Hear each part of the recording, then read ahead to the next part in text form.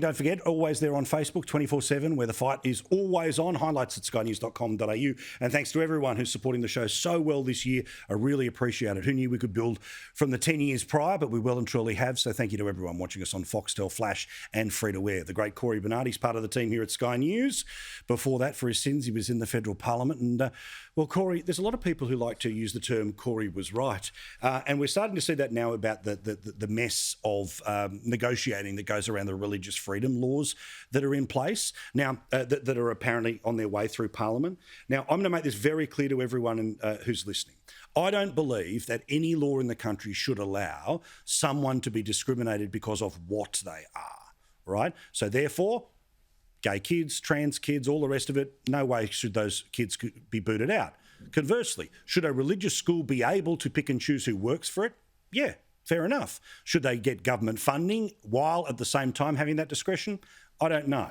But we'll see where this lands, because despite the fact that it's past the party room, lefty Liberals scared of the voices of fake independents might vote against it, but we have no idea where Labor is on all of this.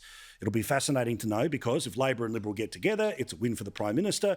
If Labor doesn't vote for it, though, Cory, does that give the Prime Minister something to reach out to communities of faith that presumably are already locked in as the migrant communities of Labor heartland? Yes, Paul, there's got to be a strategy behind this. And from the Prime Minister's point of view, it was an election commitment to present this legislation in the hope that it would get through, and he would want it to have bipartisan support. But if it fails, and if it fails not because of Liberals but because of the Labor Party and the Greens, then he can say, I've fulfilled my pledge. These are the people that are against it. But the devil's always in the detail here, Paul. You know, Labor are masters at spinning their opposition to anything and saying they're doing it for some moral and virtuous cause. And so are the Greens. Do you remember they voted against a carbon pollution reduction scheme or whatever it was at the time with Kevin Rudd because it wasn't good enough, and then spent the next 6 years complaining they didn't have one in place.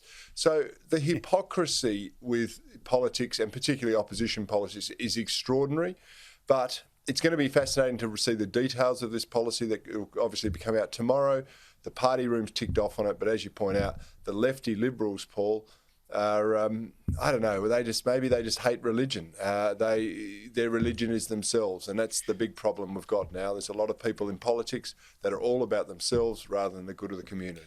Now, there are many things that people write to me about, saying they don't like about the show. Sometimes I talk too fast, sometimes I talk too loud. But a rather consistent theme has been that as an atheist, I don't understand things. But something that a lot of people miss about this is that I am deeply respectful of faith. And I'm also somebody who can read demographics. The vast majority of people in this country believe in a power higher than them. The majority are Christian, but there's many other faiths all over the shop. So what I love here is that normally the sort of atheist members of the media who go, why do you want to do any of this whatsoever? Isn't everyone somebody who doesn't believe in Jesus? Well, no. The actual reality is the majority of the country has a role that faith plays in their life. For some, it might be all day, every day. For some, it might be multiple prayers a day. For some, it might be Easter and Christmas when it comes to, attending services. But this is the classic gulf, and we talked about this a bit tonight, the classic gulf between the people who talk about and participate in politics and the people who actually live in the society. It's only 30% of the country that says none of the above. Last time I checked, that's not a majority. Yeah, you're right. Again, and it comes back to this idea of self-centeredness, I think. There's the majority of people in this country believe that there is a greater being at work in this world than themselves.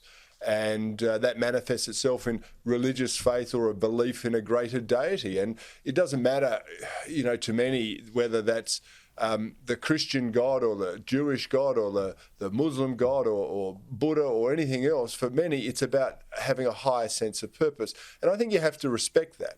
That doesn't mean I have to agree with everyone's belief structure there. I mean, we've got some kooky religions out there, but I do think it is important to not put yourself at the centre of the universe and say, hey, there is something at work here. But the atheists, they can't cope with that. They want everyone to be focused on themselves, and it's all a very selfish approach. And that by doing that, they can then undermine basically the community or the sentiment that holds us together, that binds us together, which are the laws and underpin our way of life. And it is a pure threat. It is a real threat. And what I find extraordinary, Paul, is that most of these dogmatic atheists who condemn all religions will be happy to say, get your rosaries off my ovaries and attack the Catholics or the Christians in the parliament. But they will never have a bad word to say about some of the behavioural problems that are present in militant Islam. They're silent about that, about the oppression of women, or about some of the nuttier religions that are out there that have been authorised as religions.